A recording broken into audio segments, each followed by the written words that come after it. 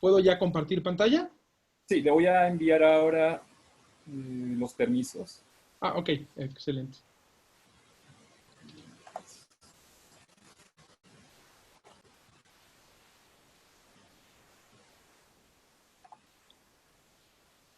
Ahora sí, doctor Enrique, ahora sí puede usted compartir su pantalla. Muy bien.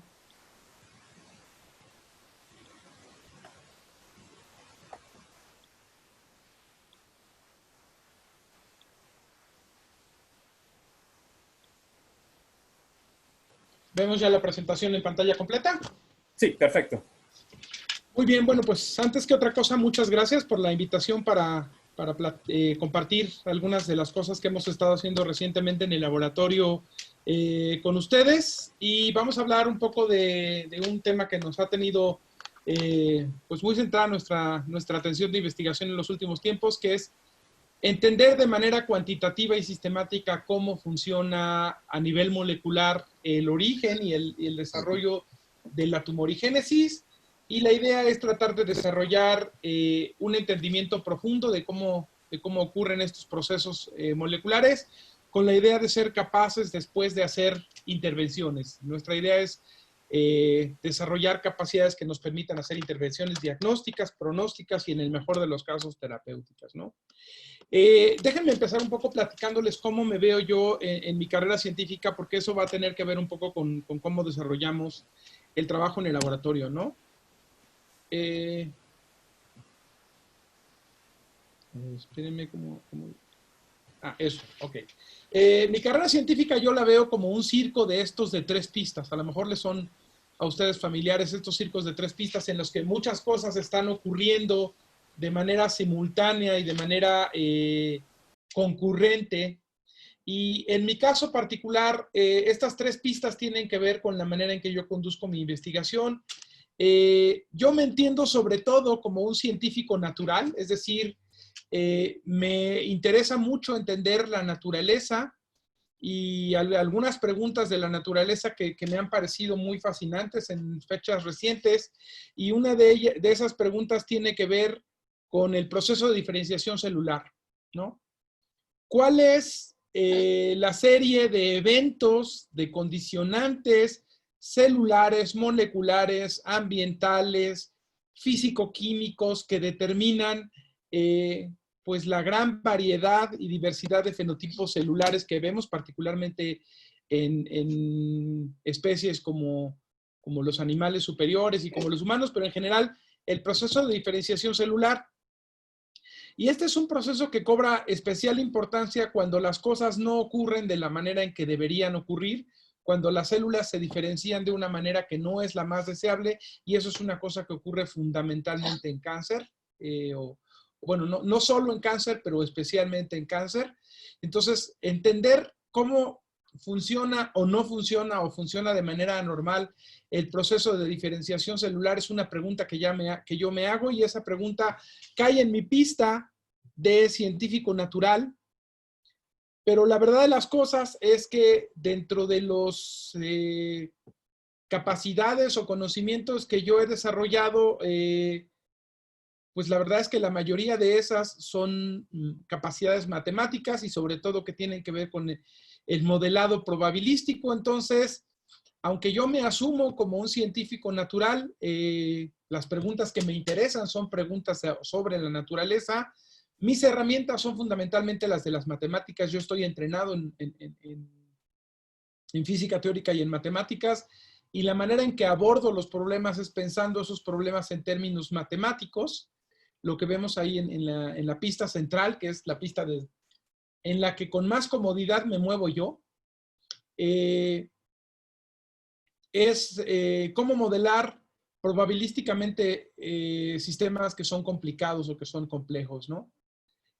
Ahora, estos sistemas complejos dan lugar a, digamos, multitud de ecuaciones y a sistemas de modelado matemático que son suficientemente complejos como para que no se puedan o no sea factible o razonable resolverlos no necesariamente de manera cerrada. Entonces, normalmente tratamos nosotros de resolver lo que está en la tercera de las pistas de ese circo de 3 pistas, que es el usar métodos computacionales, inteligencia computacional, aprendizaje computacional de máquina, etcétera, para resolver estos problemas matemáticos que a su vez no son problemas matemáticos que ocurran en el vacío, sino que tratan de describir a la naturaleza y en particular a la naturaleza de la tumorigénesis y de la desregulación de la diferenciación celular. Entonces, estas 3 pistas son las 3 pistas en las que las cosas se mueven en mi laboratorio de manera cotidiana. Y afortunadamente estas 3 pistas coinciden en algo que a veces llamamos modelado, ¿no? Empezamos con una idea, con un fenómeno natural, y entendiendo ese fenómeno natural, somos capaces de generar un modelo matemático. Normalmente esos modelos son suficientemente complejos como para que requieran de técnicas computacionales para resolverlo. Y entonces aplicamos e implementamos esas técnicas computacionales. Y entonces existe un ciclo en el que el fenómeno natural genera formalismo matemático que a la vez lleva a técnicas computacionales. Pero para resolver esas técnicas computacionales, parece que alguien tiene su micrófono encendido. Para resolver esas técnicas computacionales, a veces necesitamos algunas ideas que tienen que ver con el formalismo matemático subyacente y algunas hipótesis que tienen que ver con la observación que hacemos de la naturaleza, de tal manera que esto es un ciclo, y este ciclo a veces lo conocemos como el ciclo, en el caso de los sistemas biológicos, como el ciclo de la biología de sistemas. Ahora, el tema de los modelos es un asunto importante. Sobre todo voy a hablar de modelos en red en esta ocasión, que es lo que más hacemos en mi laboratorio. Pero una cosa interesante que surge de los modelos es que hay más de una manera de entender qué es un modelo. Por ejemplo, para los físicos, para los matemáticos y para los científicos de la computación, usualmente un modelo es una abstracción de la realidad, ¿no? Normalmente escribimos un formalismo matemático y el fin último de este formalismo es entender cuáles son las características y cuál es el carácter cuantitativo de un cierto fenómeno que no vemos, porque en realidad lo que nosotros vemos en el modelo es una sobresimplificación. Y probablemente el arquetipo más claro de estos modelos es lo que hacemos en física cuando escribimos un conjunto de ecuaciones diferenciales para representar a un sistema dinámico. Por ejemplo, cuando escribimos las ecuaciones de Newton para un sistema mecánico y luego las resolvemos. A esto llamamos los físicos, matemáticos y los científicos de la computación un modelo. También en biología y en biomedicina un modelo puede dar la idea de una forma alternativa en la vida real del sistema que queremos estudiar, que por su parecido, por su similitud con este objeto original, lo podemos usar como un reemplazo.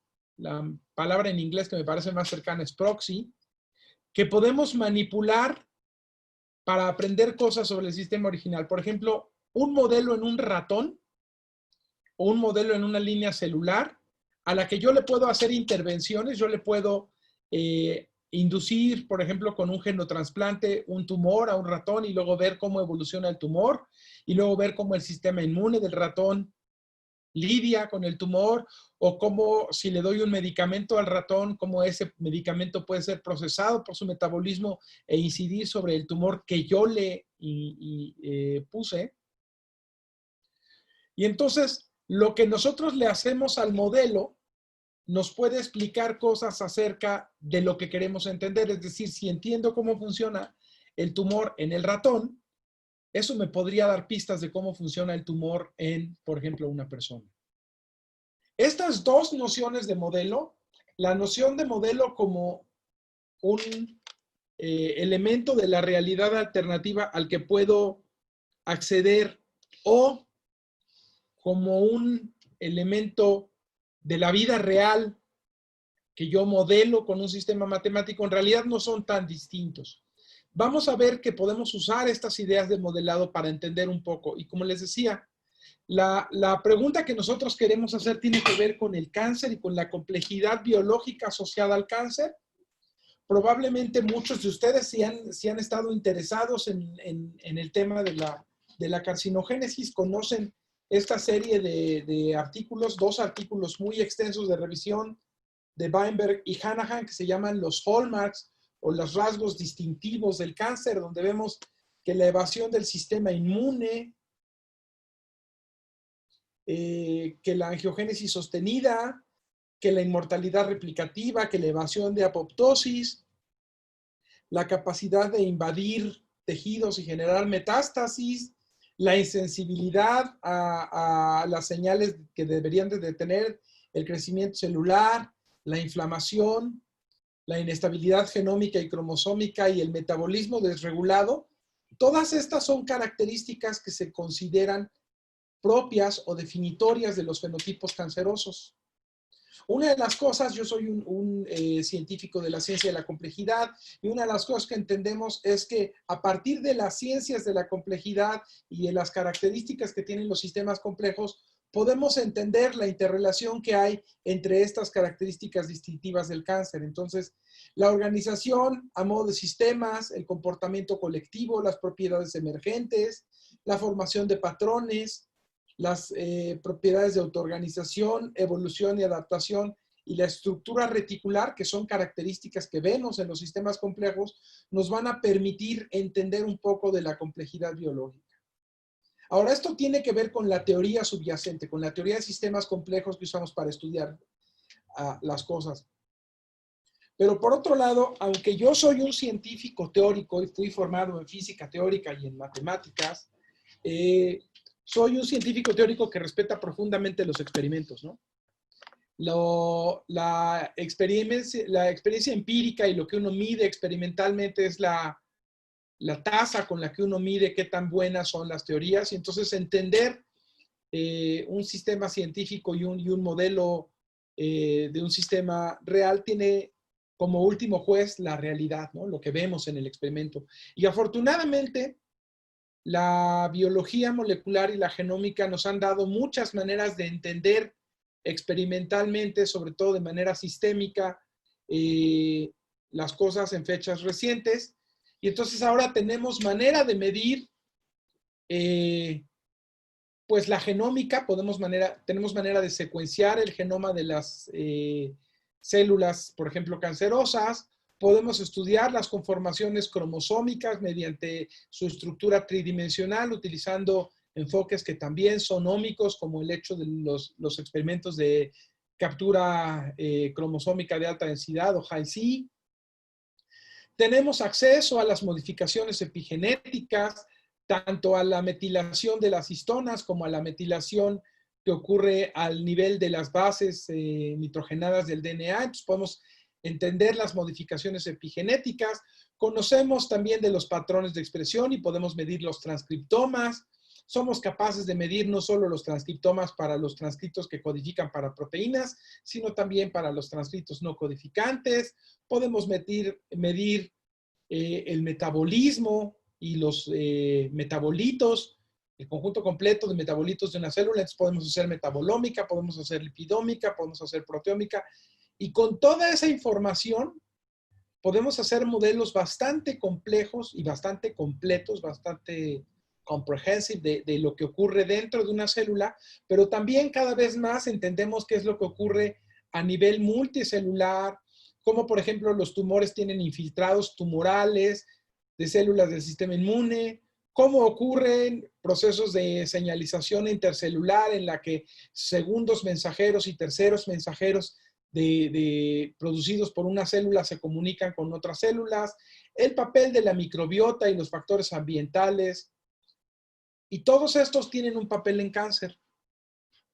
Y todos estos nos permiten, las tecnologías genómicas que tenemos hoy en día nos permiten medir estas cosas, y tenemos experimentos metagenómicos, experimentos de tejido en el bulk o el del tejido grueso de las células que queremos estudiar en los tumores, experimentos de una sola célula que ahora se han vuelto mucho más comunes para medir el genoma, el transcriptoma, el proteoma, el metaboloma, el lipidoma.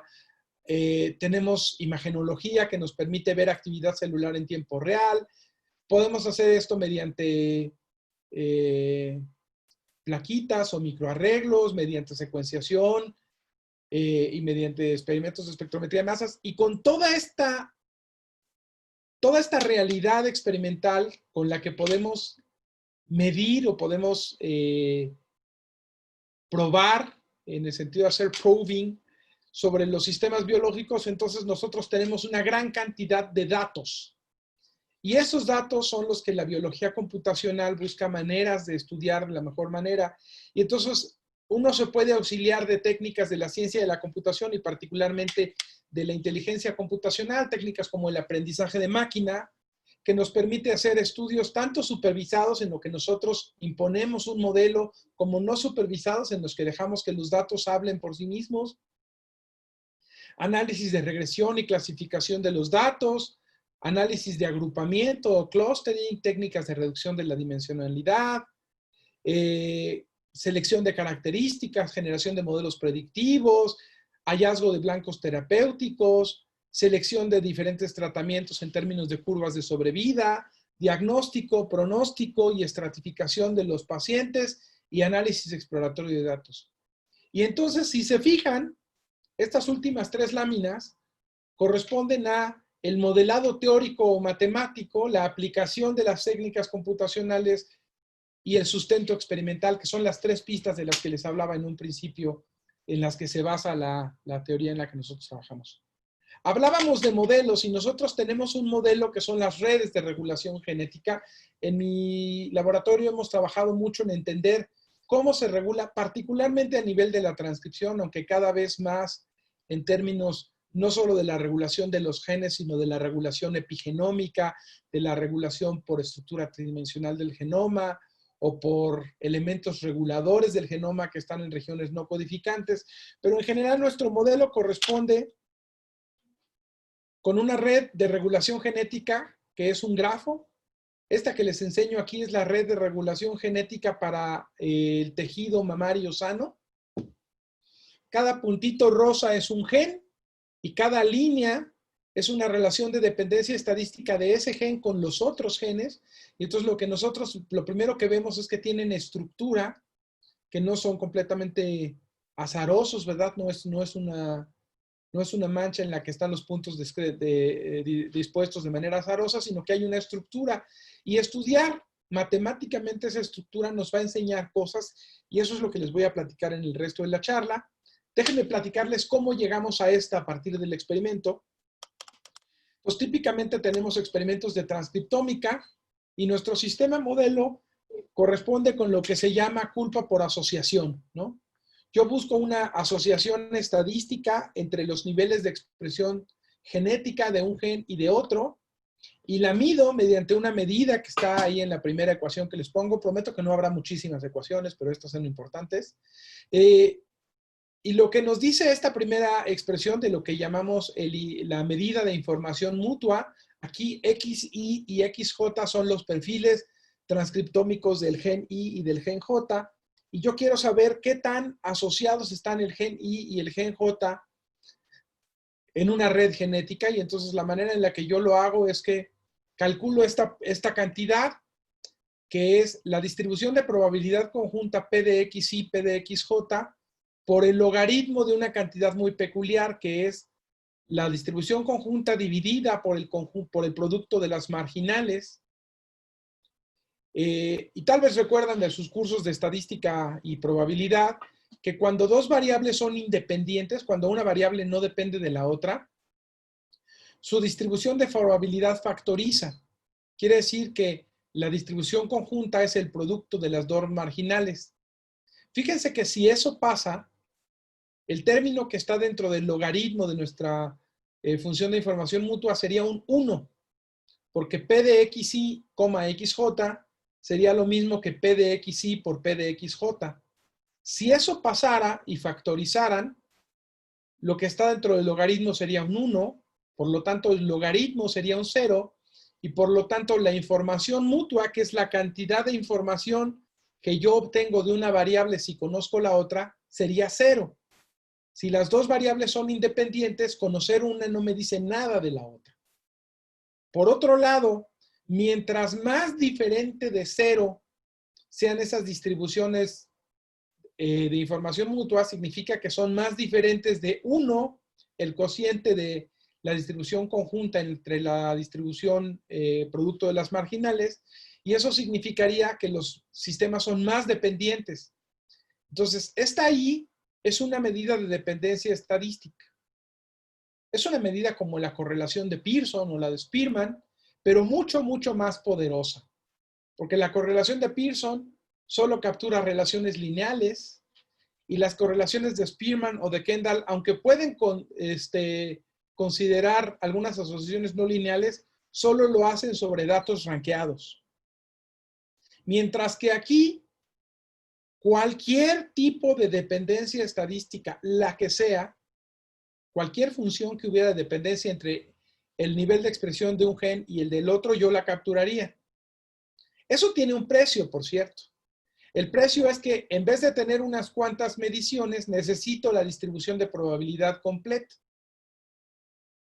Ese es un precio que hasta hace probablemente 20 años no podíamos pagar. Pero es un precio que la genómica y lo que se llama los grandes datos o Big Data nos permite tener.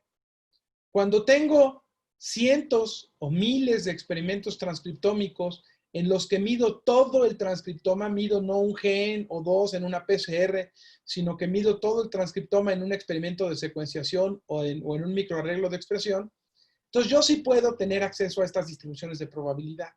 Entonces yo sí puedo calcular la información mutua, y gracias a que puedo hacer eso, puedo fijarme en la información mutua, y cuando la información mutua es más grande que un cierto valor, que llamo I0 en la ecuación que tiene la AIJ, AIJ es una matriz en la que conecta al gen I con el gen J. Y ese símbolo que tenemos ahí, que es una letra teta, se llama la función de Heaviside o la función escalón.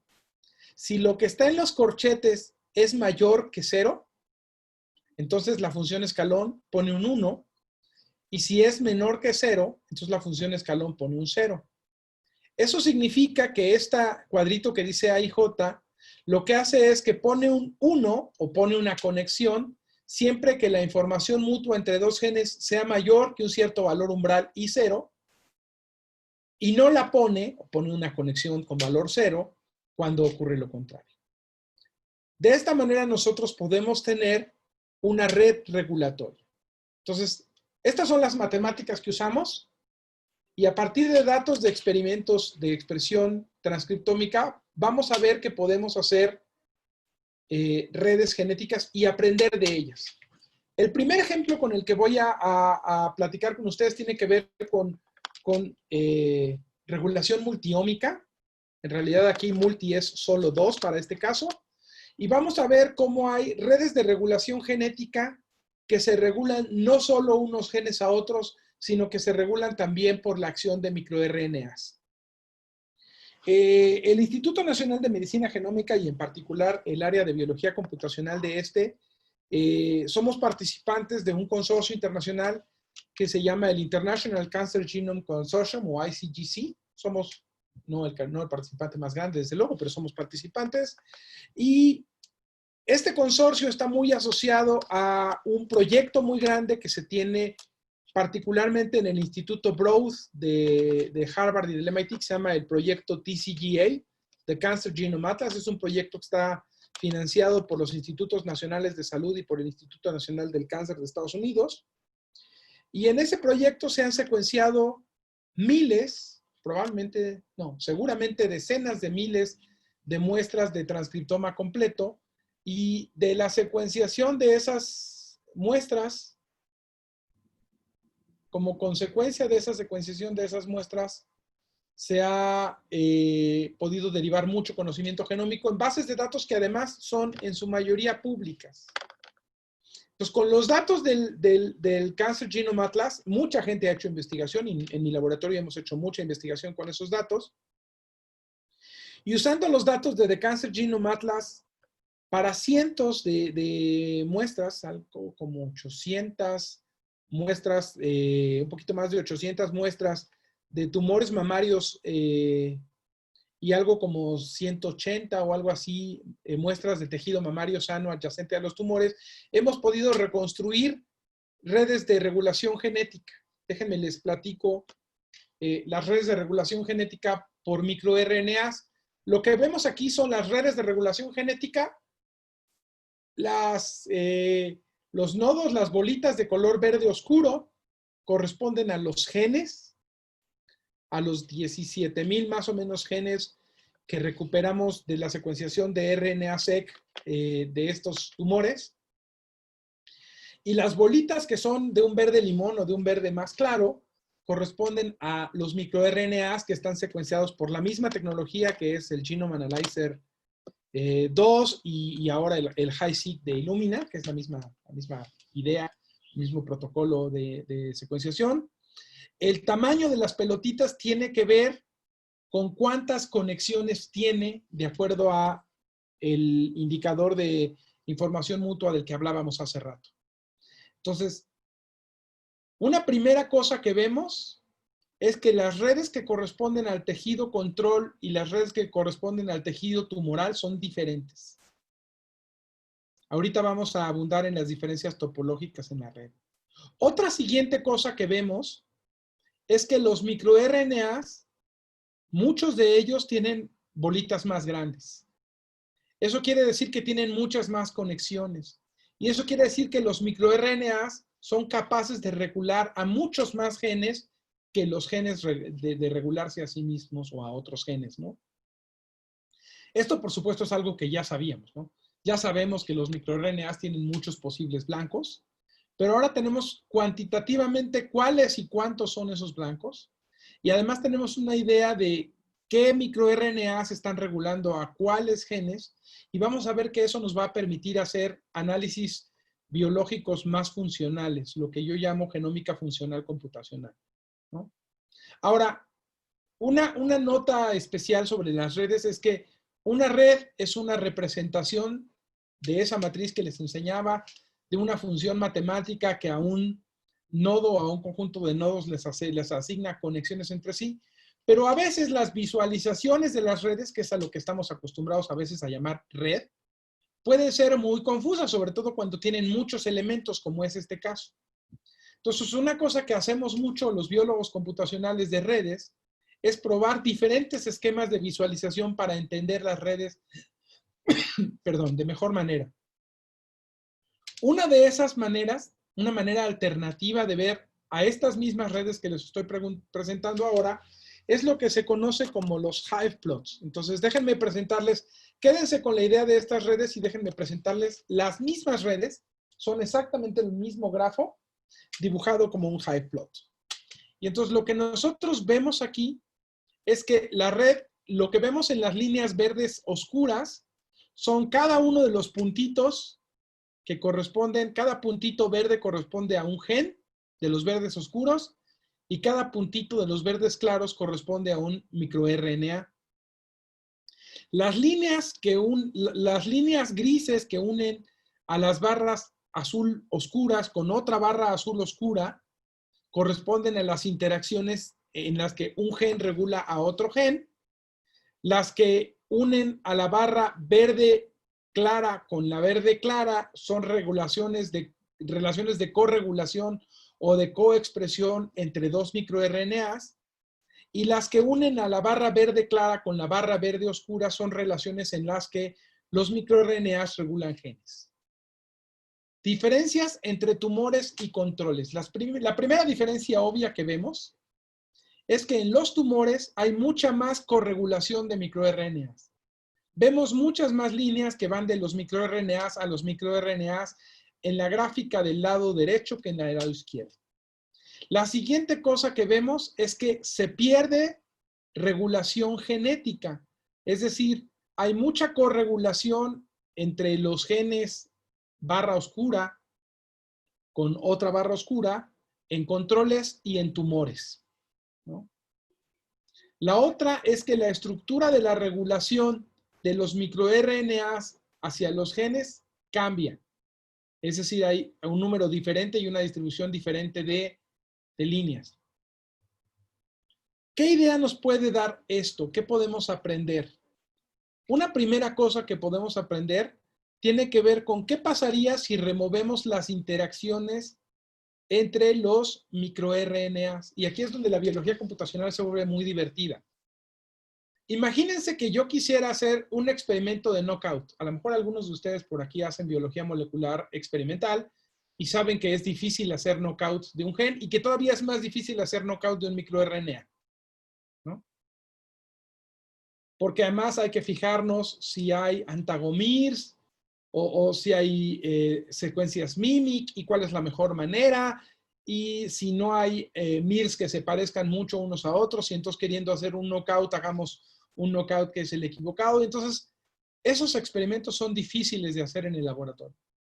Sin embargo, una vez que yo ya reconstruí computacionalmente a partir de los datos experimentales las redes de regulación genética, yo puedo hacer computacionalmente knockout de el número que yo quiera de microRNAs o de genes, simplemente borrando su renglón y su columna de la matriz que les estaba yo diciendo hace rato. Entonces, vamos a ver qué pasa si yo noqueo todos los microRNAs. Si yo noqueo todos los microRNAs, lo que hago es que estas son las mismas dos redes que les presenté al principio, pero ya no tienen microRNAs. Lo primero que notamos es que las redes cambian en su disposición. Lo siguiente que notamos es que las redes de los tumores cambian de manera distinta que las redes del tejido sano, ¿sí? Vemos muchos puntitos que no están unidos a nada, que son los puntitos solos en la parte inferior de las dos gráficas, y esos puntitos corresponden a genes que solo estaban siendo regulados en la red mediante otros microRNAs. Cuando quito los microRNAs, esos genes ya no aparecen en el componente principal de la red. Y vemos que son distintos. Y entonces, como yo sé cuáles interacciones quité, puedo darme cuenta de cuál es la importancia. Y entonces, una de las cosas que nos dimos cuenta es que había un clúster muy importante de interacciones, si analizo esos genes que están aislados, que correspondían a interacciones en una región del cromosoma 14. Y entonces decidí estudiar más cercanamente esa región y descubrimos una cosa muy interesante.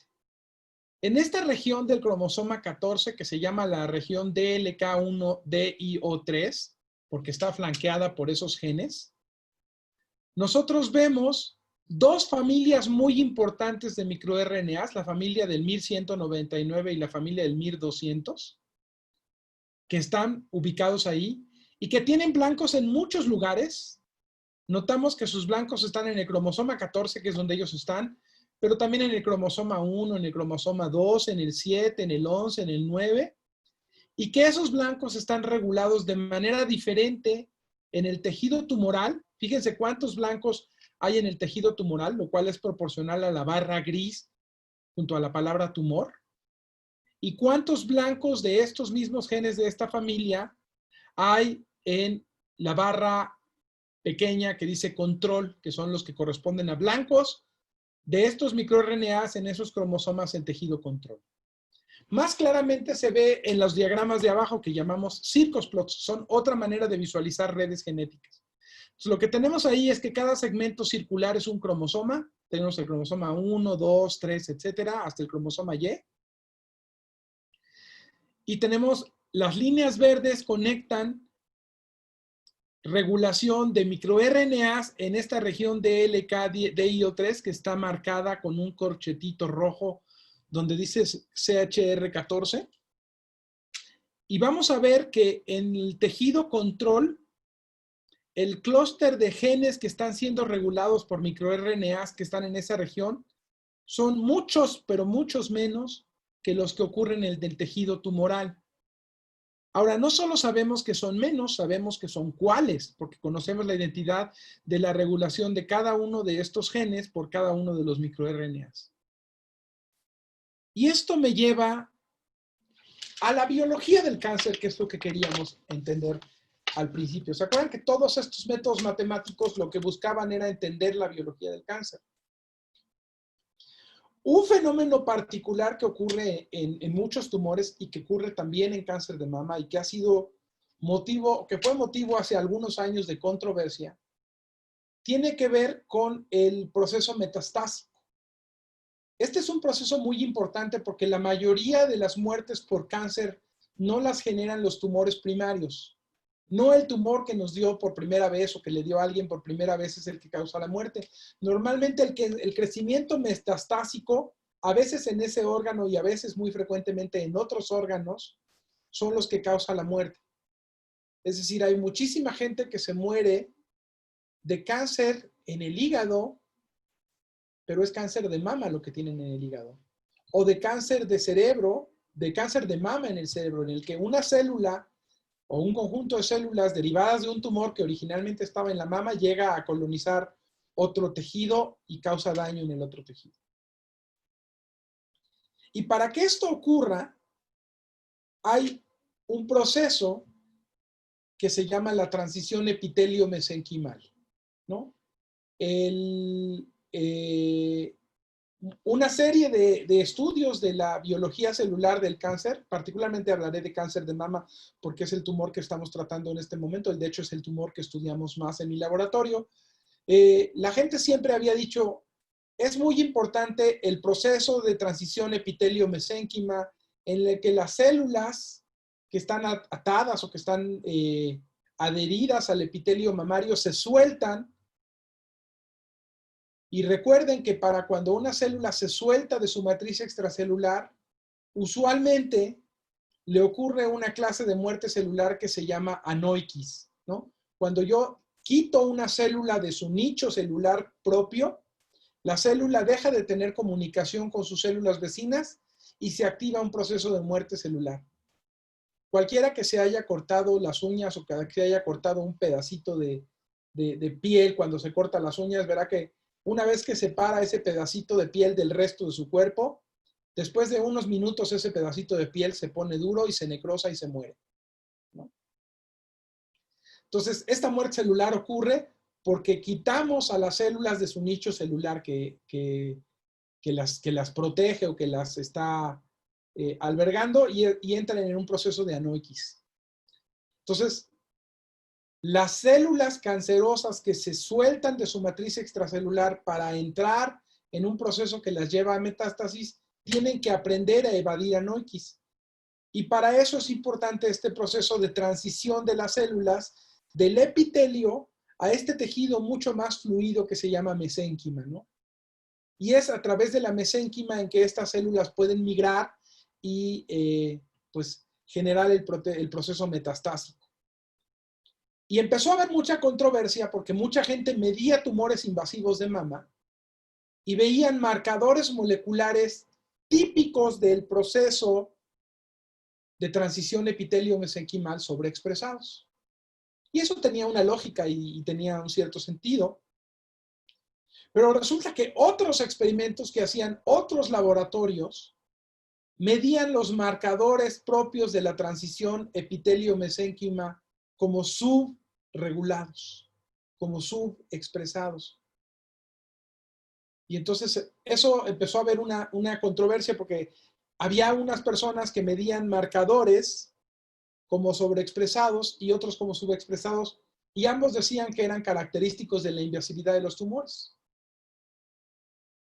Y por supuesto, resulta que el que una célula o un conjunto de células malignas se suelte del tumor primario es necesario para que se inicie el proceso metastásico, pero también es cierto que una vez que la célula se transporta mediante la mesénquima y llega hasta el nuevo nicho celular que quiere colonizar, para colonizarlo es necesario que se inserte en la matriz extracelular de ese nuevo tejido y por lo tanto es necesario que ocurra la transición contraria, que se llama la transición mesénquima-epitelio. Entonces, ambos tenían razón.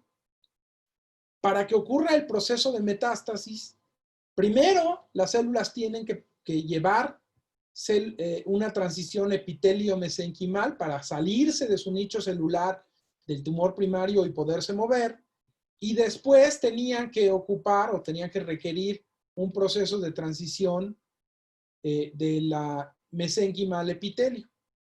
Y cuando la gente se dio cuenta de eso, empezó a hablar ya no de transición epitelio-mesénquimo, de transición mesénquima-epitelio, sino de plasticidad epitelio-mesenquimal como la característica propia de los tumores metastásicos. Y entonces uno podía creer, o uno estaría llevado a creer, que la regulación de ese proceso debería de tener un switch, ¿no?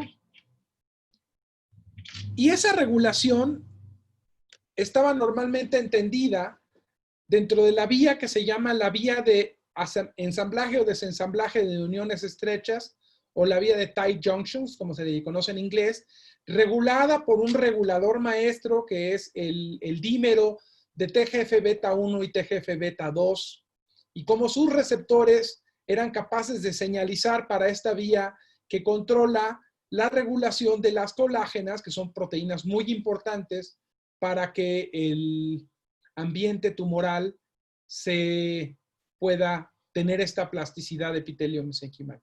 Nadie sabía hasta 2017 cómo funcionaba esto, pero en mi laboratorio estuvimos estudiando justo a los genes de la familia 1199 y 1200 de microRNAs que aparecen como cuadritos alargados regulando TGF-beta receptor 1 y receptor 2 y TGF-beta 1. Entonces, estos genes, y si ven algunos de estos microRNAs, están pintados por su nivel de expresión. Los genes que están pintados en rojo corresponden a genes que están sobreexpresados en tumores, y los que están pintados en verde corresponden a genes subexpresados en el mismo conjunto de tumores al que le inferimos la red. Y lo que nosotros vemos es que este grupo de microRNAs, LED7C, 1495, 1100, 1125B, 1337, 1141 y 1099A, junto con 103926, regulan al receptor segundo de TGF-beta y a TGF-beta 1 de manera concomitante, de tal manera que los switches que prenden y apagan el proceso de plasticidad epitelio-mesenquimal son justamente esos microRNAs que estaban en el clúster de 1199 y 1200 en el cromosoma 14 en la región de LKDIO3. Así que entender las redes de regulación genética a nivel de genoma completo nos permitió aprender muchas cosas. Una de ellas, muy importante, sobre un conjunto de microRNAs que son el switch, el apagador que prende y apaga el proceso de plasticidad de epitelio-mesenquimal. Lo siguiente que a uno se le ocurre es tratar de hacer antagomers contra estos mirs de tal manera que uno pueda controlar el proceso de plasticidad de epitelio-mesenquimal y por lo tanto la metástasis. Entonces, ahora estamos trabajando en generar blancos terapéuticos para estos microRNAs de tal manera que seamos capaces de detener a placer o de regular la transición epitelio-mesénquima y mesénquima epitelial. Entonces, esta es una cosa en la que la biología computacional del cáncer nos enseña cosas que realmente podrían convertirse en ideas pues que podrían ser útiles en la clínica, ¿no? Déjenme volver a la regulación por microRNAs y por genes en cáncer de mama. La siguiente cosa que vemos es una cosa más sistémica. Esta es la misma red, nada más dibujada de otra manera. La capa de arriba, que dice MIR, corresponde a interacciones entre microRNAs y microRNAs. La capa de abajo, que dice GENE, corresponde a interacciones entre genes. Hice un poquito más claras algunas de las líneas para que no se viera tan recargado, pero una cosa que sí me gustaría mostrarles es que hay un conjunto pintado en verde sobre todo, que corresponde a interacciones entre solo genes, es decir, genes que no están regulados por microRNAs, interacciones en las que solo tenemos microRNAs y no hay corregulación con genes, y un grupo muy grande que está pintado en gris oscuro de genes y microRNAs que se están corregulando. Y como vemos, está modularizada la regulación. Tenemos conjuntos grandes de genes que se corregulan con microRNAs y otros que no lo hacen. Y eso nos habla de las características propias del programa regulatorio. Aprender eso es muy importante. Ahora, aquí los veo yo aparentemente a simple vista, pero a mí me gustaría tener una manera sistemática para poder encontrar estos módulos, estos grupos de genes que están muy regulados cercanamente entre sí, porque son módulos que van a ser más accionables. Y entonces, ¿hay una manera sistemática de encontrar módulos en las redes? Resulta que la teoría matemática de redes nos dice que sí la hay, y de hecho hay muchas. Hay una en particular que hemos implementado y desarrollado en mi laboratorio en los últimos años, en la que nos hemos centrado un poco más porque es muy eficiente computacionalmente. Y entonces, ¿cómo podemos encontrar algoritmos de modularidad funcional en redes regulatorias? Entonces, en la figura A tengo una red, ¿no? En el panel A tengo una red. Y lo que nosotros nos damos cuenta es que hay partes de la red que están más conectadas entre sí que con el resto. Y esas son las que forman los módulos. ¿Cómo los podemos encontrar? Una manera computacionalmente útil de encontrarlos es utilizar un modelo matemático que se conoce como el modelo de los caminantes aleatorios.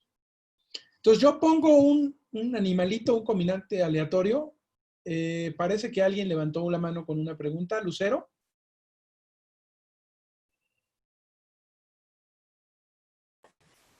Fue César Marcial. Sí. Entonces, pregunta, ¿ya existen modelos o softwares para simular las tumor esferas de los diferentes cánceres? ¿Y qué consejo le daría a un biólogo que está empezando en el área de la bioinformática en oncología? Ok. Sí hay modelos para esteroides y de hecho son básicamente estos mismos modelos. Hay muchos modelos. A mí me gustan los modelos que están basados en información mutua más que en correlaciones porque admiten mucha más información.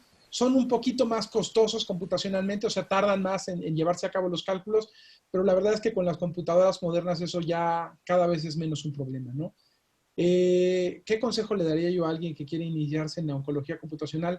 Yo creo que un consejo importante es aprender en paralelo las técnicas matemáticas y las capacidades de programación. Un defecto que muchas personas que inician en la biología computacional creo que tienen es que aprenden muy rápido a programar o a implementar código de alguien más, pero si uno no tiene la capacidad de entender qué está haciendo el código, las cajas negras son una muy mala idea, ¿no? Entonces, en mi laboratorio, más o menos la mitad de la gente son de origen biólogos y la otra mitad son de origen físicos matemáticos. O sea, hay un porcentaje que son biólogos químicos genómicos y hay otro porcentaje que son físicos matemáticos computólogos. Y a los que vienen de genómica yo les digo que tengan mucho cuidado de no caer en la trampa de aprender, de creer que porque puedo hacer que un script de R corra, sé biología computacional, ¿no? Lo más difícil de la biología computacional es entender qué está pasando, cuáles son los supuestos de nuestros métodos, cuáles son las limitaciones, cuáles son los lugares donde nuestros métodos no funcionan. Y para eso hay que entender las matemáticas que están atrás de los métodos. Entonces, yo a mis estudiantes les pido, implementamos mucho código que no hacemos nosotros desde cero, pero lo que sí es una condición fundamental para la gente en mi laboratorio, y yo diría que debería ser para todos los que queramos hacer biología computacional, es no uses un programa que no entiendes perfectamente bien qué hace. Si tú lo hiciste, qué bien. Si lo hizo alguien más, también qué bien. Pero uno debe ser capaz de interpretar perfectamente qué está haciendo el programa, ¿no? Entonces, el consejo es ese, ¿no? Puede ser muy tentador que uno puede aprender entre comillas, a hacer biología computacional muy rápido. Yo puedo aprender a implementar un código y que jale, o sea, que le meta yo datos y que me escupa datos. Y de ahí a que esos datos sean ciertos, hay un trecho muy grande. Y cómo se interpretan esos datos, si no es a la luz de los supuestos matemáticos que están atrás de la programación del código, es imposible, ¿no? Por cierto, a mis estudiantes que vienen del área más cuantitativa, más de la física y de las matemáticas, los pongo a leer muchísima biología molecular y muchísima biología celular, porque tampoco puede uno hacer modelos de cosas que no entiende. Entonces, no dejarnos llegar, no todo lo que podemos calcular lo podemos entender, no todo lo que podemos calcular tiene sentido, aunque podemos sacarle un cálculo a una computadora. Entonces, más que preocuparnos demasiado por las implementaciones de código, hay que preocuparnos mucho por los supuestos. Yo diría que ese es un buen consejo, ¿no? Déjenme regresar aquí porque van a ver que aquí es un caso de esos bonitos en los que los supuestos son muy sencillos y uno puede entender cosas. Entonces les decía que el modelo que nosotros usamos es un caminante aleatorio. Entonces pongo un muñequito que va caminando de un nodo a otro y entre un nodo y otro decide al azar para dónde caminar, ¿no? Tira una moneda o tira un dado, genera un número aleatorio y con ese número decido si voy para la derecha o para la izquierda o para arriba o para abajo, etc. Y entonces tengo unas líneas que parecen unos espaguetis, que son las trayectorias de los caminantes aleatorios, un pedacito de las trayectorias de los caminantes aleatorios. Y entonces luego esas trayectorias las escribo como unos numeritos. En el panel B veo unos numeritos ceros y unos que describen una trayectoria, que básicamente significa pasé por aquí o no pasé por aquí. Eso es el 0 y el 1, ¿no? Y entonces esas trayectorias, uno puede hacer etiquetas como las que se ven en el panel C, y entonces llamar vecindarios, y entonces pinto de rojo a un vecindario, y un vecindario por definición es un lugar en el que camino mucho más a menudo que por otros lados, ¿no? O sea, por ejemplo, yo camino muchas más veces o paso muchas más veces por las calles que están cerca de mi casa o cerca de mi trabajo que por las calles que están lejos, ¿no? La probabilidad de hallarme en el Starbucks que está a media cuadra de mi casa versus el Starbucks que está en el centro de la Ciudad de México. Yo vivo en el sur de la Ciudad de México, que está bien lejos del centro, ¿no? A 25 kilómetros, lo cual con el tráfico de la Ciudad de México puede ser hora y media. Y entonces es mucho más probable pues, que me vean en el de mi barrio, ¿no? Entonces en los caminantes aleatorios igual. El caminante es mucho más probable que lo veamos en una vecindad que están pintadas en color rojo, naranja, verde y azul. Y entonces nosotros somos capaces de pasar de nodos individuales a vecindarios mediante estos métodos y encontrar los módulos. Entonces, en vez de tener que lidiar con todos los 6 o 7 nodos que están pintados en rojo, ahora pienso en la comunidad o en el módulo 111. En vez de pensar en todos los que están en naranja, pienso en el módulo 0. En vez de pensar en todos los que están en azul, pienso en el módulo 110. Y en vez de pensar en todos los que están en el verde, pienso en el módulo 10. Y hay una manera de encontrar, dada la ecuación que está ahí abajo, que se llama la map equation, cuál es el vecindario que estadísticamente es más sensato. Ahora, ¿para qué sirve esto? Bueno, déjenme pensar en redes regulatorias como las que les estaba enseñando hace rato. Y déjenme pensar en un gen que hemos estudiado mucho en mi laboratorio, que es un regulador transcripcional maestro que se llama MEF2C. Y ese gen regula a muchos genes, muchos de los cuales a su vez son factores de transcripción que regulan a otros genes, muchos de los cuales pueden regular a otros.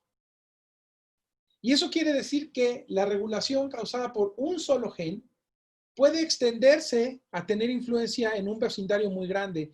Y para que se den una idea, en la parte de abajo pinto el vecindario de expresión de MEF2C y se coexpresa a primero, segundo y tercer orden más o menos con 6.400 genes.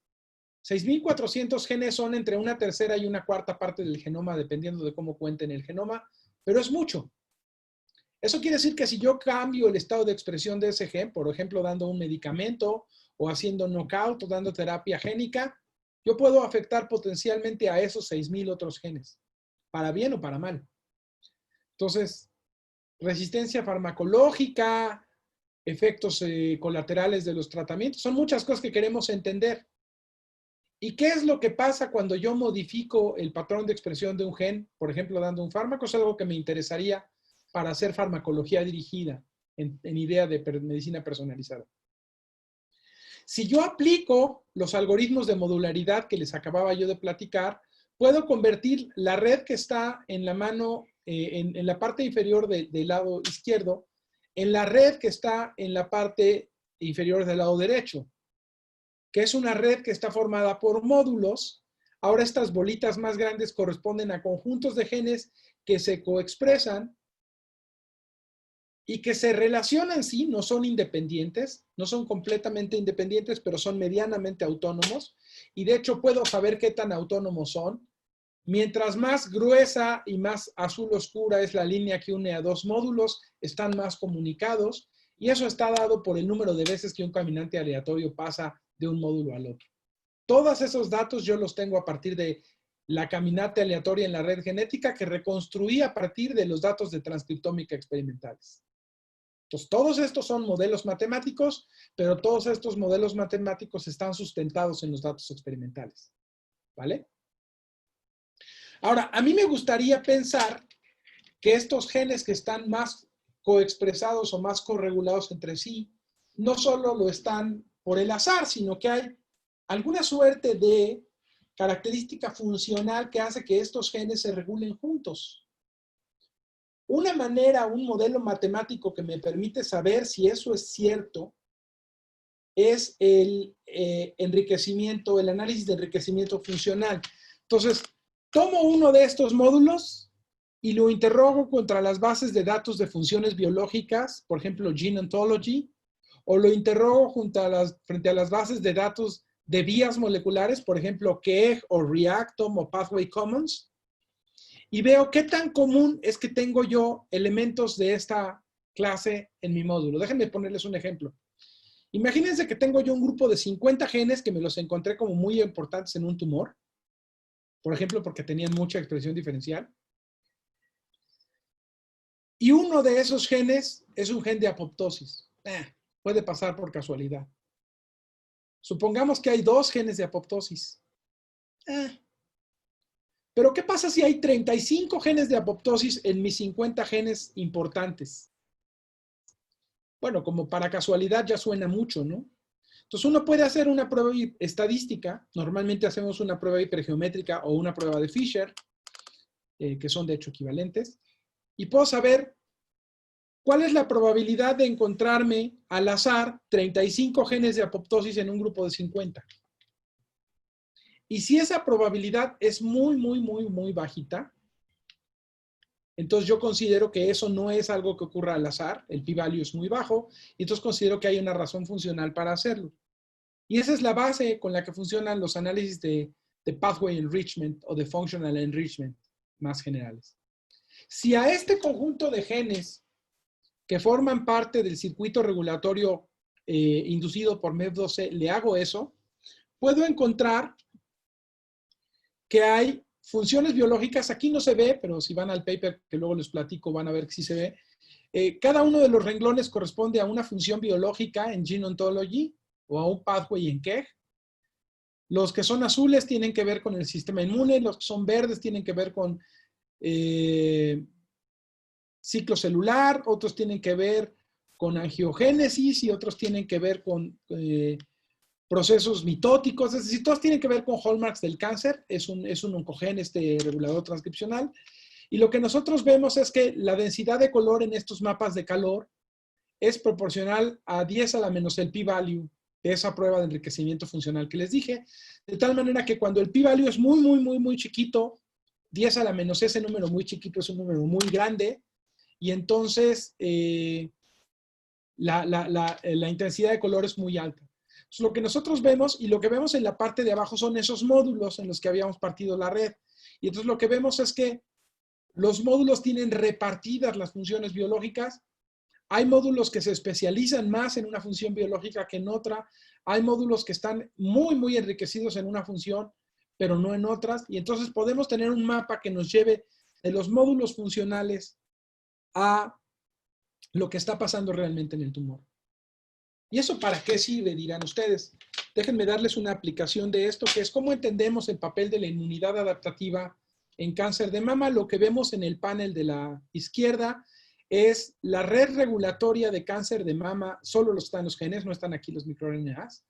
La red regulatoria de cáncer de mama en estos más o menos 1000 1000 pacientes, 900 pacientes, y lo que tenemos es que los nodos están pintados en color azul si están subexpresados los genes y en color rojo si están sobreexpresados. Mientras más intenso es el color, más grande es el nivel del cambio de expresión. De esta red regulatoria yo puedo inferir cuáles son sus módulos mediante la técnica que ya les platiqué de hacer modularidad en redes mediante caminantes aleatorios. Y yo puedo encontrar esos módulos que están en la parte superior del panel del lado derecho. Vemos estos módulos y luego puedo ver que estos módulos recupero en la parte de abajo los genes que los conforman, que corresponden a las bolitas que están en cada uno de los módulos y que tienen los colores de acuerdo a los colores que tenían en la gráfica del lado izquierdo. Y las líneas tienen 3 tipos de colores. Cuando un gen se conecta con otro gen y ambos están sobreregulados, la línea es roja. Cuando un gen se conecta con otro gen y ambos están subregulados, la línea es azul. Y cuando 2 genes se conectan y uno está sobreregulado y otro está subregulado, o ninguno de los dos tiene un cambio apreciable de expresión, la línea es gris. Hacemos análisis funcional sobre estos módulos y podemos encontrar funciones biológicas importantes que tienen que ver con el sistema inmune. Aquí nos interesaba la señalización del sistema inmune. Y entonces podemos ver que, por ejemplo, el módulo que tiene etiqueta IF144L está muy enriquecido en respuesta mediada por citocinas, en respuesta a defensa ante virus y a respuesta viral. Y tenemos otro módulo, por ejemplo, el que está marcado con la etiqueta CCR5, que tiene que ver con la señalización mediada por receptores gamma, con presentación y procesamiento de antígenos, con respuesta inmune innata y con el papel de las integrinas y la homeostasis de las células B. Entonces nosotros sabemos cada uno de los módulos que hacen. Y como ustedes verán, algunos de estos módulos hacen cosas que las células del epitelio mamario no hacen. Por ejemplo, activación de células T y de receptores T corresponden más bien a células del sistema inmune que están infiltradas en el tumor. Con base en estos módulos y mucho trabajo, uno puede reconstruir un modelo del infiltrado inmune en el tumor. Y nosotros podemos ver, y esta es una gráfica que a lo mejor le parece más clara a los biólogos, cómo los tumores interactúan con los módulos linfáticos mediante varias estirpes celulares que están intercambiando biomoléculas de señalización. Y entonces estamos viendo cuál es el papel que la inmunidad adaptativa tiene en el cáncer de mama.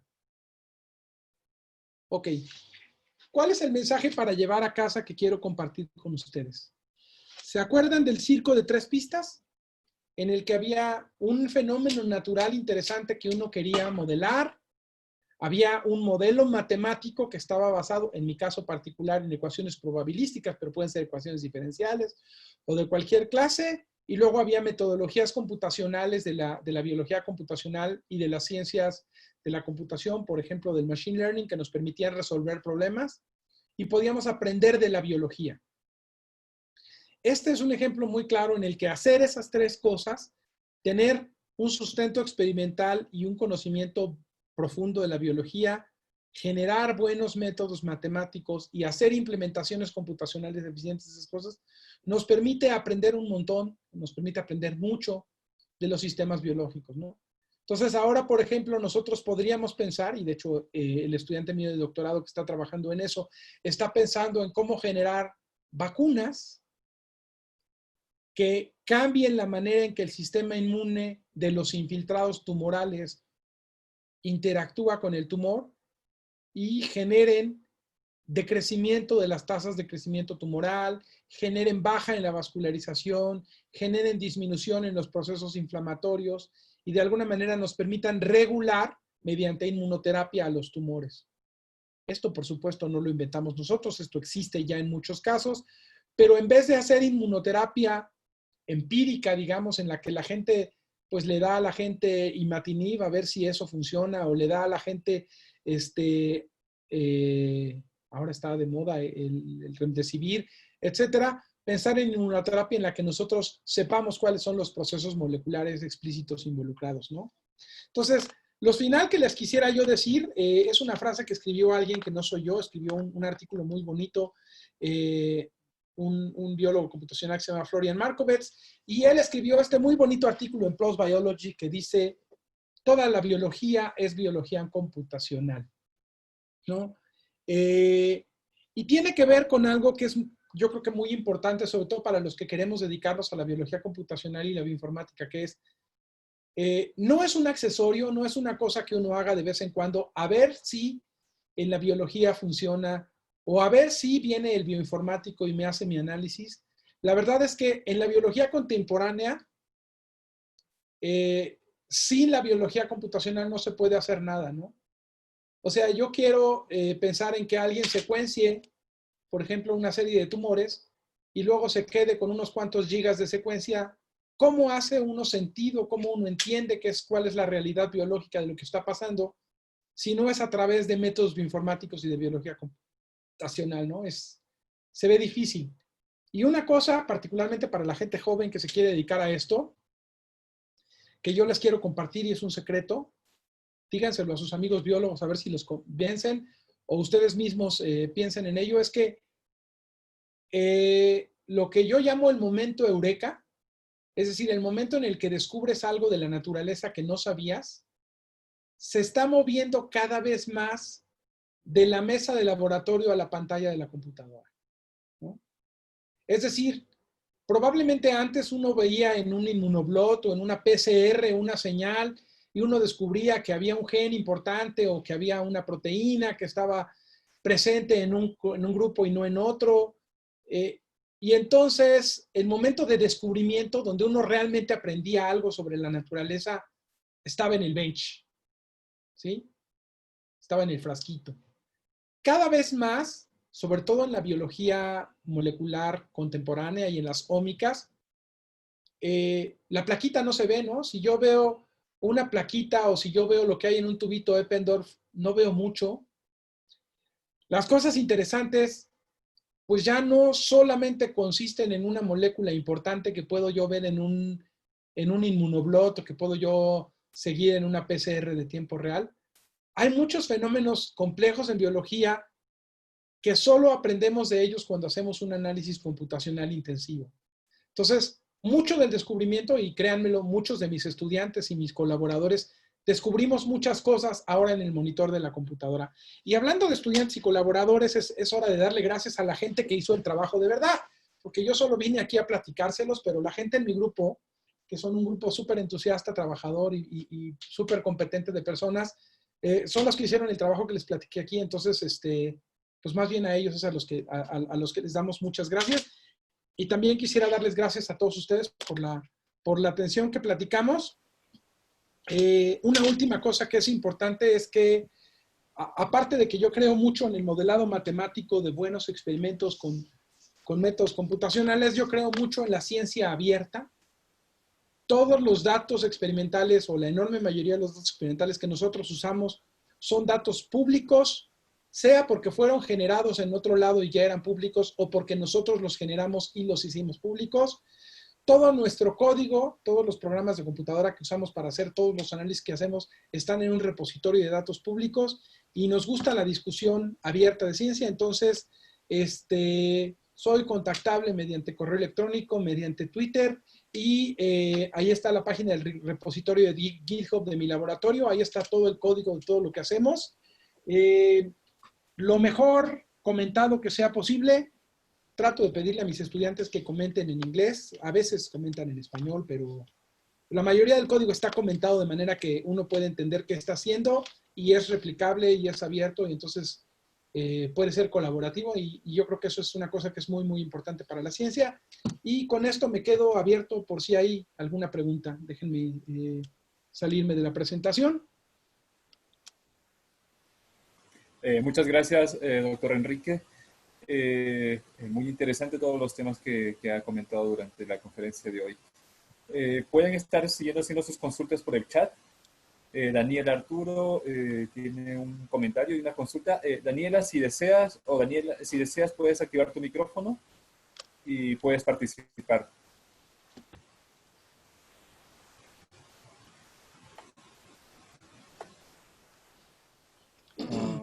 Bueno, voy leyendo lo que menciona Daniela. Hola, cordial saludo desde Cali, Colombia. Actualmente tenemos un grupo transdisciplinar de biólogos y médicos genetistas, oncólogos, en donde estamos implementando técnicas bioinformáticas mediante métodos in silico para determinar significancia clínica de mutaciones. Hemos encontrado...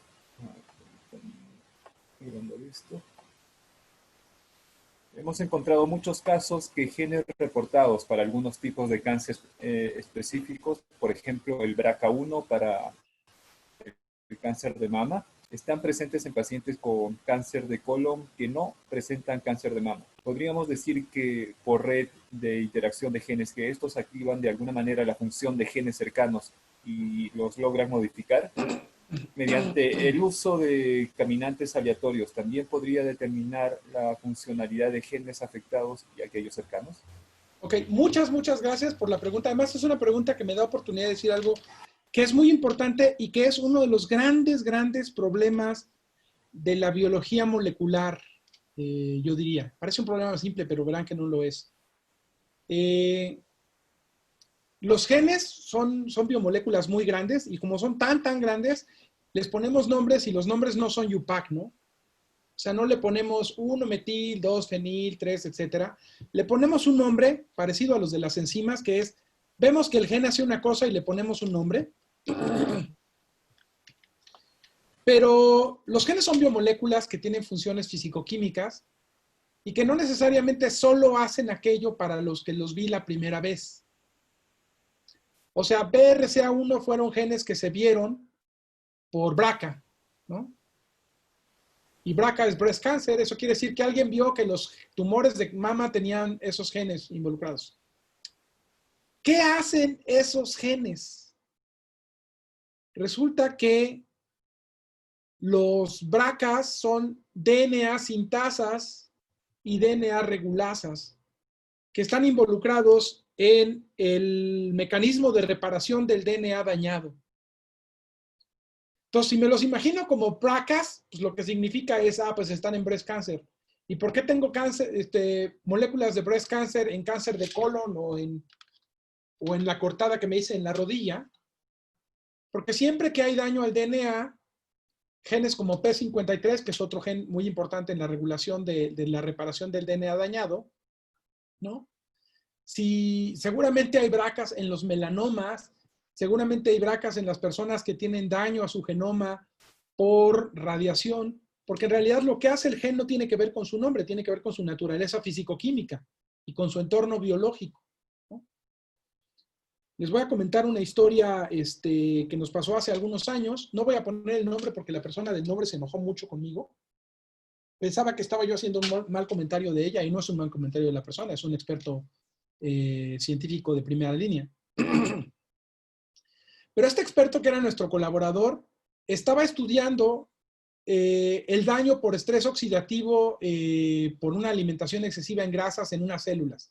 Entonces tenía unos cultivos celulares y entonces les estaba poniendo a estas células que venían de tejido primario de hígado de ratones que a los que les daban mucha grasa.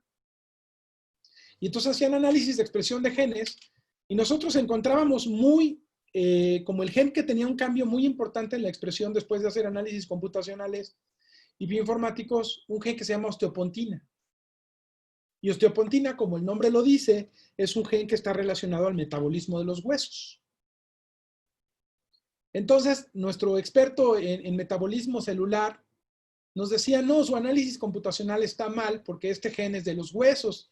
Y aquí lo que está pasando es que las células están intoxicándose. Entonces, bueno, nosotros no somos portadores de verdad universal, entonces fuimos y repetimos nuestro análisis y nos fijamos muy bien en que lo hacíamos con mucho cuidado para que no hubiera errores. Y efectivamente, osteopontina era un gen muy importante. Entonces fuimos y discutimos con el gran investigador súper famoso del metabolismo de las células y el estrés oxidativo. Y nos tomó mucho tiempo convencerlo de que nuestro análisis computacional era correcto. Y lo que pasa es que la osteopontina es una molécula que es una proteína muy grande que abre un canal de calcio independiente de voltaje en las células. Resulta que cuando tú tienes unas celulitas a las que les das de comer grasas, esas células se intoxican y necesitan deshacerse de las toxinas que tienen ahí dentro. Y en un proceso que se conoce como eflujo celular, empiezan a abrir canales moleculares de toda clase en su membrana para, perdónenme la expresión si acaban de desayunar, para vomitar lo que tienen adentro, ¿no? La célula utiliza ese canal, que normalmente es un canal iónico de calcio y por eso está involucrado en la osteogénesis, para escupir, para eyectar las toxinas que le están generando estrés oxidativo. Pero este señor, que es un experto, insisto, no es un infante, es un señor que tiene mucha experiencia en metabolismo celular, no podía entender, porque a él le habían dicho que la osteopontina era un gen de los huesos.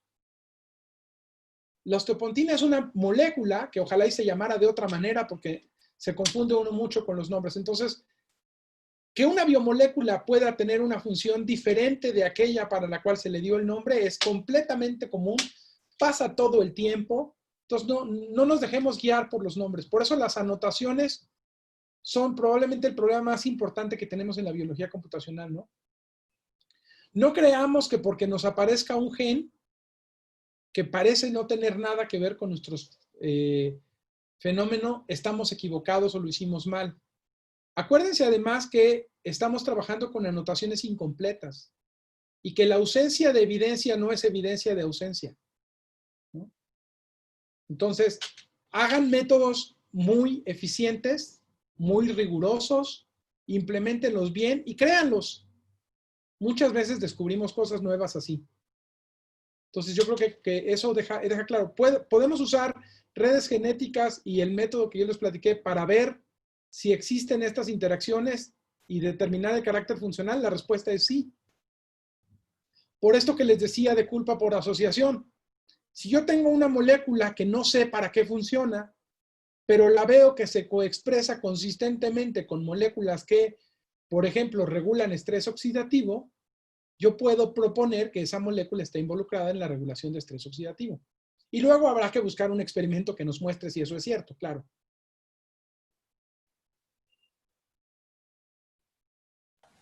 Muchas gracias, doctor Enrique. Jorge tiene otra consulta. Bueno, hace un pequeño comentario. Muchas gracias por la información. Soy estudiante de Ciencias Genómicas. Tengo una pregunta. ¿El estudio de transcriptómica se ve ya más con modelos matemáticos y en biología computacional a un laboratorio de biología molecular? Bueno, de entrada uno no puede hacer transcriptómica solo en el laboratorio de biología molecular. Es decir, puedes hacer el experimento, puedo extraer RNA y puedo meterlo a un secuenciador. Pero el secuenciador lo que te va a arrojar es un archivo de computadora, normalmente un archivo que llamamos un BAM file, que tiene las listas de conteos de los transcritos, ¿no? Y pues si tienes un transcriptoma completo y por ejemplo es en humanos, pues esa lista va a tener entre 15,000 y 20,000 renglones, ¿no? Entonces no creo que alguien quiera leer eso a mano o imprimirlo en una hojita. Entonces normalmente uno lee eso. Uno tiene que hacer control de calidad porque no todos los transcritos que se leen correctamente. Y hacer el control de calidad significa hacer curvas estadísticas sobre esas listas de genes y sobre esas abundancias. Y uno tiene que hacer alineamiento a veces cuando tu genoma es nuevo o cuando tu molécula es muy rara. A veces uno va a tener que realinear eso a un genoma de referencia y todo eso lo hace uno en una computadora, todo eso no se hace a mano. Entonces, transcriptómica, si estamos pensando en transcriptómica como ómica, es decir, como todos los genes, no hay manera de hacerlo sin biología computacional. Uno puede hacer genética, uno puede tomar un gen y hacer una RT-PCR de ese gen y leer esa RT-PCR en un aparatito y tener una sola curva sin saber demasiada computación. Pero uno no puede hacer transcriptómica sin hacer un análisis de llamado de variantes, de conteo de transcritos, de expresión diferencial y de control de calidad de ese experimento. Y todo eso se hace haciendo bioinformática y biología computacional. Bien, gracias. Jorge, si deseas añadir algo. Johnny Flores hace una consulta. ¿Por qué no se ha descubierto la cura o vacuna contra el cáncer? Bueno, el cáncer es muchas cosas, ¿no? El cáncer es muchas enfermedades o un conjunto muy complicado de cosas. Para algunos cánceres, sobre todo aquellos que tienen origen viral, sí existe vacuna y es muy, muy eficiente, ¿no? Es decir, el cáncer cervicouterino está muy correlacionado, no al 100%, pero muy altamente correlacionado con la presencia de papilomavirus humano, y hay una vacuna y se aplica ya en Latinoamérica y en muchos lugares donde todavía el cáncer cervicouterino es un problema, se aplica consistentemente sobre todo en mujeres, que son a las que les genera más daño el VPH, una vacuna anti-VPH, y la vacuna contra el virus del papiloma humano es muy protectora contra cáncer cérvico-uterino. Entonces, realmente sí existen, ¿no? El otro caso es contra el cáncer gástrico, ¿no? El cáncer gástrico está muy asociado a la presencia de una bacteria que se llama Helicobacter pylori, y entonces sí hay maneras, no es exactamente una vacuna porque no es un virus, es una bacteria, pero sí hay maneras de hacer protección antibacteriana contra el Helicobacter pylori, o de hecho la más común, que es generar probióticos, ¿no? Uno puede, y eso es un tema que de hecho estamos empezando a trabajar en mi laboratorio, tengo un par de investigadores que están trabajando ahora en metagenómica computacional, y estamos tratando de entender el papel de los microorganismos que tenemos dentro para regular nuestros procesos biológicos, ¿no? El caso de cáncer gástrico y Helicobacter pylori, una manera que uno puede hacer para evitar tener Helicobacter pylori en exceso es tomar probióticos que regulen la microbiota intestinal, y entonces, al no existir infecciones desreguladas o disbióticas, que llaman los que estudian el genoma, de Helicobacter pylori, el riesgo para cáncer gástrico disminuye sensiblemente. Entonces, sí hay algunas vacunas, digamos. Perfecto, muchas gracias, doctor. Daniela hace un comentario y también unas consultas. Daniela Arturo, estoy muy emocionada con esta conferencia, justo lo que acaba de mencionar con respecto a la osteopontita, no, nos pasa aquí, ella es de Cali. Solo se basan en la descripción o función de la molécula y no rechazan las investigaciones porque no. Corresponde a la literatura. Me pondré en contacto con ustedes. Mil gracias por tanta maravillosa conferencia y explicación. Muchas gracias, Daniela. Excelente. No, y pasa en muchos lados. Ahora, por cierto, si solo encontráramos lo que aparece en la literatura, no tendría caso que publicáramos más, ¿no? Y bueno, o sea, es importante. La biología computacional, particularmente la biología de sistemas en las que uno toma tecnologías ómicas, sobre todo trata de generar hipótesis, ¿no? Es decir, yo les decía, por supuesto que al final, por cierto, con nuestro colaborador publicamos el artículo y ya se sabe que la osteopontina abre este canal de calcio, etcétera, y lo publicamos y nos fue muy bien.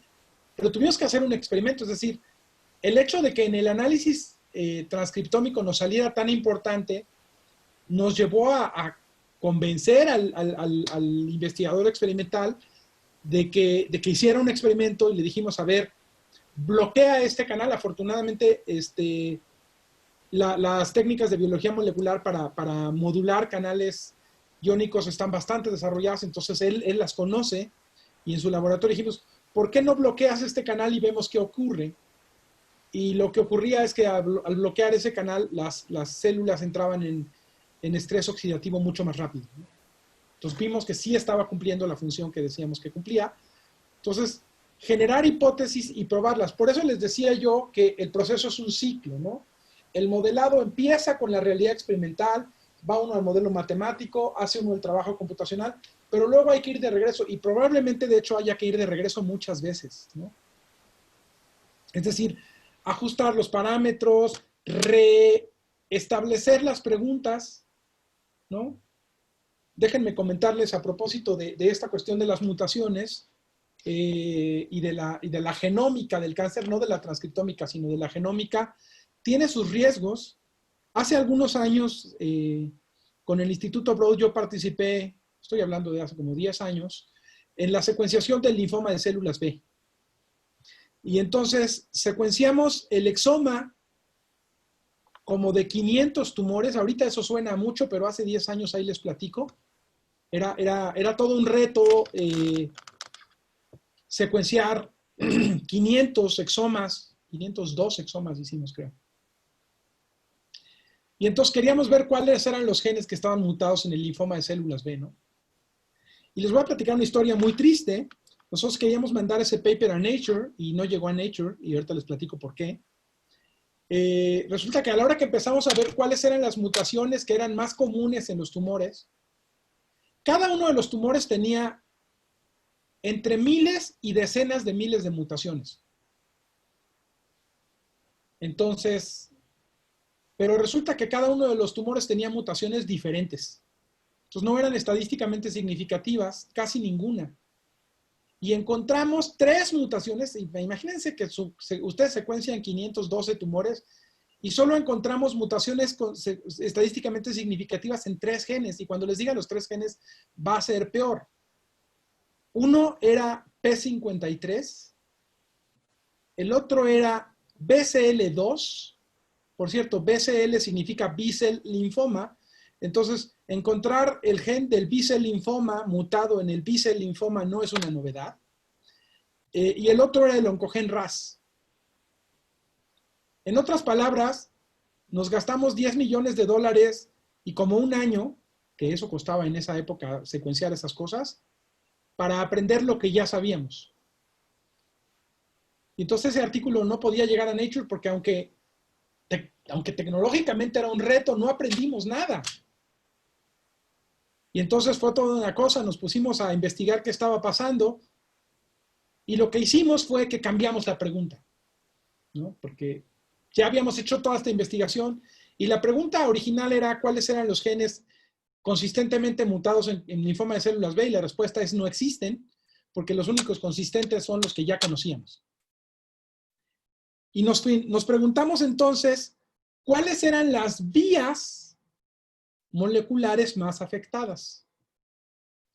Entonces, piensen en una vía como una máquina, y si le descompongo una pieza a una máquina o le descompongo la otra, el resultado final es el mismo, que es que la máquina no funciona bien. Y entonces hicimos un análisis estadístico, sabiendo estos genes estaban anotados para algunas vías, cuáles eran las vías que estaban consistentemente anormales, sea porque les fallara un gen o porque les fallara otro. Y entonces rescatamos el artículo está publicado en los Proceedings of the National Academy of Sciences del 2012, pero rescatamos el artículo porque cambiamos la pregunta. Entonces, el hallazgo científico no es un proceso tan lineal como en el de que tengo una pregunta, hago el experimento, tengo la respuesta y ya terminé. Por eso es muy importante y tal vez me preguntaban hace rato un consejo importante para quienes quieren hacer biología computacional. Hablen mucho con los biólogos experimentales y hablen mucho con los clínicos. Y es un reto porque uno tiene que aprender un nuevo lenguaje, uno tiene que aprender a comunicarse de una nueva manera. Yo originalmente soy físico-químico y luego me dediqué a hacer matemáticas. Entonces, yo estudié física, química y matemáticas. Nunca estudié formalmente biología después de la preparatoria, después del bachillerato. No estudié biología nunca. Y entonces, ahora tengo que platicar con biólogos todo el tiempo y con inmunólogos y con oncólogos. A mí me da mucho gusto porque el último libro que edité es de inmunología, ¿no? Quiere decir que algo aprendí en estos años, pero tenemos que aprender a platicar mucho con gente que sabe otros expertices diferentes que los nuestros. Tenemos que aprender a colaborar. Casi nadie sabe. O sea, la ciencia interesante hoy en día no es una tarea de una sola persona. Por cierto, todavía en biología molecular existe una tendencia que yo creo que es mala, que es que hay algunos PIs que creen que uno puede tomar la muestra, hacer el experimento y hacer el análisis computacional. A lo mejor alguno de sus tutores de doctorado piensa así. Es una muy, muy, muy, muy mala idea. Porque uno no puede ser experto en todas las cosas, pues. Es decir, saber el nivel de matemáticas y de computación que te hace un buen biólogo computacional toma 10 años al menos de trabajo de tiempo completo. Y saber hacer buenos experimentos de biología molecular probablemente tome 10 años de trabajo de tiempo completo. Entonces, si uno se dedica a adquirir las capacidades para ser un buen biólogo molecular experimental, que son difíciles y que requieren esfuerzo, no tiene uno tiempo de adquirir las capacidades que nos permiten ser un buen biólogo molecular computacional. Y entonces, ¿qué es lo que hay que hacer? Es muy fácil. Encontremos a una persona que sea un extraordinario biólogo computacional experimental, un biólogo molecular experimental, y a otro que sea un extraordinario biólogo computacional molecular, y a lo mejor a alguien que sepa machine learning, y a lo mejor a alguien que sepa biología celular, y a un buen clínico, y juntémoslos y platiquemos. Yo creo que ese es el futuro de la investigación en biomedicina molecular, en oncología, al menos seguro que lo es. Bueno, muchas gracias, doctor Enrique. Muy cierto todo lo que ha mencionado. Ahora la investigación viene a ser trabajos multidisciplinarios donde intervienen muchos especialistas de diferentes áreas y todo esto converge en resolver una pregunta o en algunos casos en base a los resultados que uno tiene de las investigaciones se cambian las preguntas y se dirige a una buena respuesta de una pregunta alterna. También, bueno, ya veo que no hay más preguntas. También agradecer a todos los participantes que han participado en esta conferencia. Y antes de despedirnos, solo recordarles que el próximo lunes 20 tenemos de invitada a la doctora Alejandra Medina. Ella pertenece también, es investigadora de la Universidad Nacional Autónoma de México, la UNAM. Su área de investigación se basa en lo que es la genómica regulatoria y nos va a hablar sobre las herramientas de análisis de secuencias regulatorias, más conocido como RSAT o RSAT. Entonces todos están invitados para esta conferencia del próximo lunes. Nuevamente, muchas gracias, doctor Enrique, por su participación, Gracias a por su ustedes. tiempo y su gran forma de explicar todos estos conocimientos de la biología computacional. Bueno, Muchas gracias. hasta luego, que tengan buena tarde con todos. Hasta luego, buena tarde a todos.